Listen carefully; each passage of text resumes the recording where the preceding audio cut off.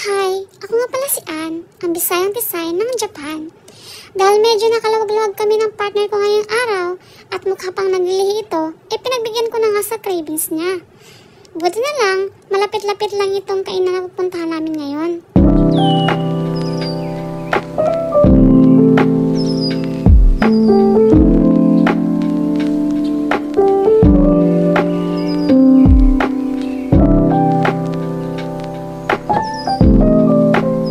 Gabi na nga nung kami umalis dahil sa sobrang init ng panahon dito. Para malamig-lamigan man lang bang ay makalipatakan. Ulo pala. Nagbike nga lang kami papunta dito. Pwede itong walk-in advance reservation. At dahil wala naman kayong pantawag, nag-walk-in na lang kami. At swerte dahil may mga bakante pa. Pangalang beses ko na pala makakain dito at binabalikan ko talaga dahil masarap yung yakiniko nila dito. Medyo pricey, pero sulit ang worth naman yung pera nyo. Bukas na ito mula 5 PM hanggang 11 PM from Monday to Thursday. Friday from 5 PM to 12 midnight. Saturday naman ay 11:30 AM to 12 AM. At Sunday, 11:30 AM to 11 PM. Kaya kung taga-Japan ka at gusto mag-try na kumain dito, screenshot mo na lang yung nasa video. May maraming branches kasi ito all over Japan. Pagpasok na namin, kagad kami hinanapan ng maupuan at doon kami nagsabi ng gusto naming set course. May 3 kang course na pagpipilian dyan. Piliin namin ay course A worth 3,200 yen or 1,210 pesos. Eat all you can with additional 200 yen drink bar for 90 minutes or 1 hour and 30 minutes. Sulit, diba? After na namin sabihin sa staff, ay kagad naman lang sinet up yung tablet na nakalagay sa pwesto namin para doon kami mag-order ng mga dishes nila. At isi-serve na lang nila sa table. Pagdating ng mga meat, ay kagad namin ito niluto sa grill. Dinamihan na namin yung order para tuloy-tuloy lang yung pagluluto sa pagkain namin para hindi niya masayang yung oras. Siyempre, pag nasa kasagsagan ka ng katakawan mo, ay makalimut mo talaga yung oras. Ang gusto mo lang, pero may habhab. Ay, lamon pala. Yun.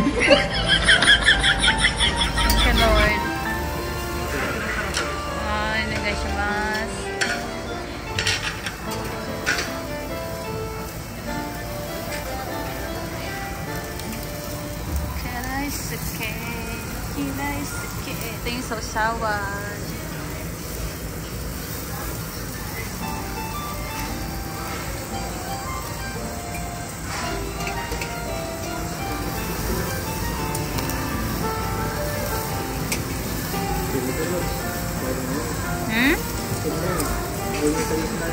Pero syempre, Disney princess tayo kung minsan binigay mo na sa akin ni fiancé yung mga luto niya. Sabi ko sa kanya, kumain na muna siya kasi nagpagluto talaga yan para sa kaiyakiniko namin. Habang nagluluto nga kami, sabi ni partner, order siya ulit ng another set na mga lutuin namin, tsaka soup. Pati yung dahon na sinasabay sa grilled pork or beef bago kainin. Yung dessert saka na lang daw kapag patapos na kami. Basa pa, may dugo pa.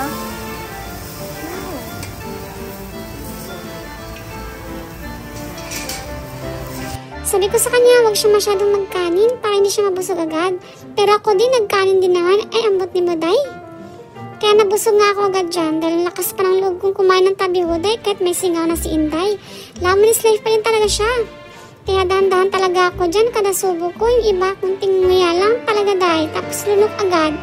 May panulak naman naka-ano drinks naman tayo. Buti na lang magkaibang flavoring drinks na binigay ni partner. Yung isa dyan, matcha, yung isa coke.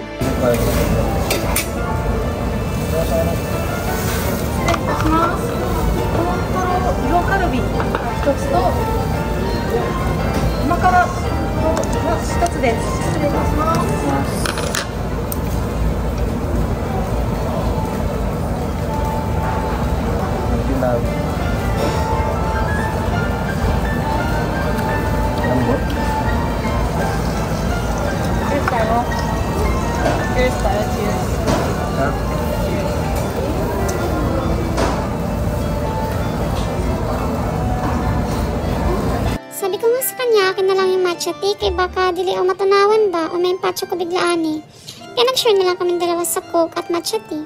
Sobrang enjoy nga ako itong dinner date namin dahil natuwa ako magluto-luto sa ulam namin. Tapos, ang likain na nasa busog ka na lang. Sobrang na sa amin yung 1 hour 30 minutes. Uy! May naging kasi panunokos dyan, tapos gabi po, mahirap papadami ng kain ba? Kaya alalay ko talaga si Machete dito.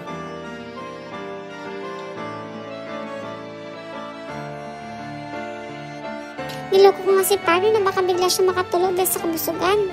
Ganun kasi siya, sobrang antukin, lalo na kapag busog. Kaya pinapaalala ko sa kanya. Pero sabi niya, hindi daw siya antukin dahil nakatulog siya sa bahay maghapon. Sabi ko na lang, di ka sure dyan. Yun. Pero ako pala yung makakaramdam ng antok habang kumakain. Kasi di naman ako natulog maghapon. Bihira nga lang kami makakain sa ganitong mga restaurant dahil hindi naman kalaki ang sinasahod namin. Mas priority pa din ang padala sa Pilipinas at bills dito sa Japan.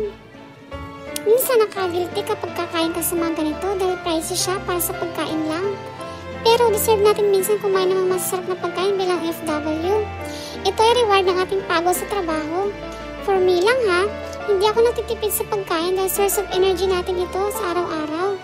Yun ang pinagkukuhanan mo ng lakas para magpatuloy sa buhay. Kaya huwag niyong kalimutan itigaan yung mga sarili, huwag lang sobra. Dapat ay balanse lang kasi malimas ang ipon, kakamukbang mo. Huy! Kaya kung sa'yo lumamon ka hanggat buhay ka pa. Sabi nga nila, ang pera nandyan lang yan. Kayang-kaya mo ulit kitain yan hanggat malakas ka pa. Grind lang ng grind sa life. At huwag na kalimutan mag-ipon para sa sarili. Dahil hindi naman habang buhay nasa abroad tayo at hindi naman habang buhay malakas tayo. Isa yan sa mga natutunan ko pa lang habang nandito sa abroad. Sa totoo lang, mahirap kasi talaga mag-ipon lalo na kapag breadwinner ka. Kaya go with the flow ka naman talaga sa buhay. Kaysa mapapastress ka, balang araw may balik din naman sa'yo lahat ng sakripisyo mo sa pamilya mo. Ikaw lang yung inaasahan kasi nila, kaya ikaw at ikaw lang talaga ang bubuhay sa kanila. Kaya saludo po ko sa lahat ng mga breadwinners dyan. Ituloy na lang natin ang laban, wag na wag tayong susuko sa buhay. Wag na lang mangyayari kapag ikaw yung susuko, ikaw ang talo. Pero kung magpatuloy ka lang, lahat ng imposible, magiging posible. Hindi naman habang buhay, palay ka na lang sa baba. Lalo na kung sinamahan mo na ng sikod at tiyaga. Merong babalik yan sa'yo na maganda. Kaya ang kailangan mo lang ay magpatuloy. Wakat ta mga dungat, day? Yung camera.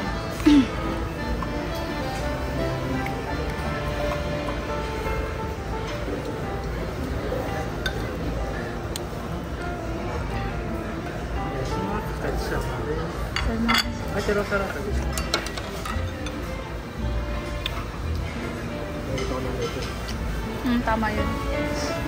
Lettuce. Isang dahon kami dyan. Tara. Sarap ng egg soup nila. Egg. Asing itlog. Ayan ang egg.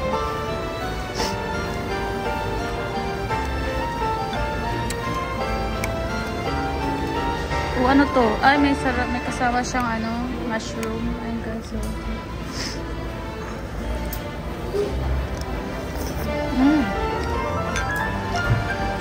Yummy.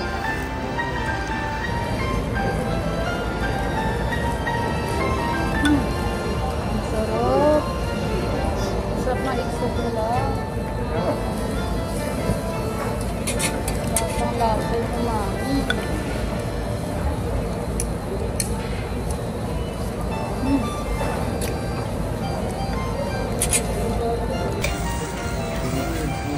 Isa. Isa. Ayan.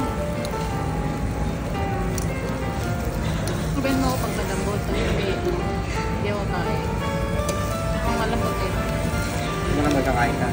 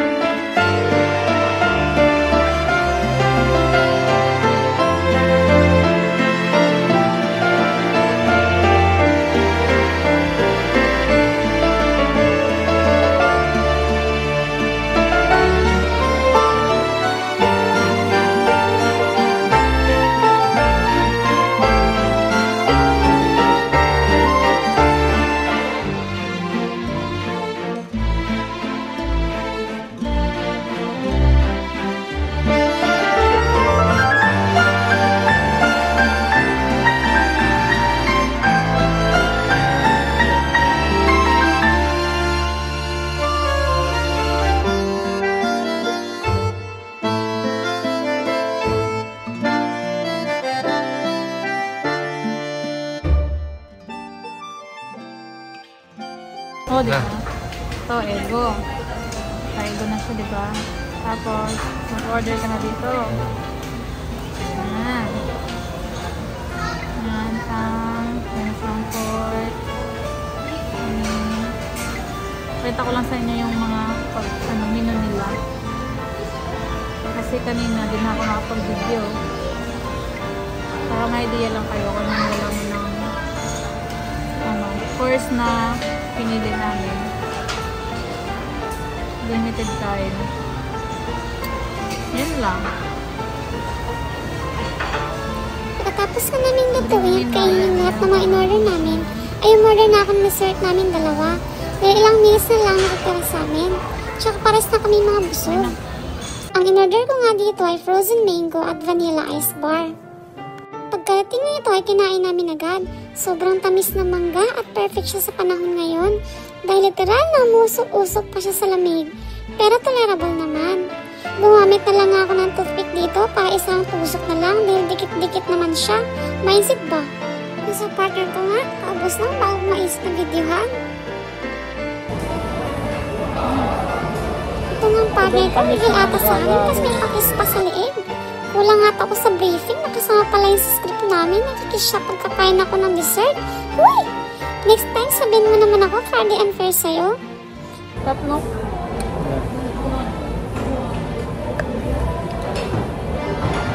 Tamis.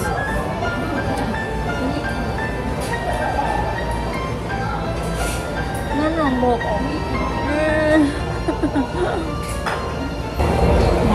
Towel.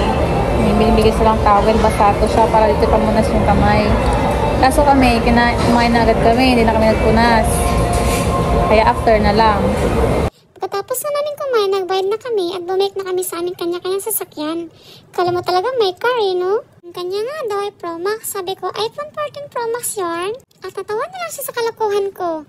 At dito na lang magtatapos ang vlog natin for today's video. Sayonara! Bye! See you in my next vlog. Please don't forget to subscribe. Mwah!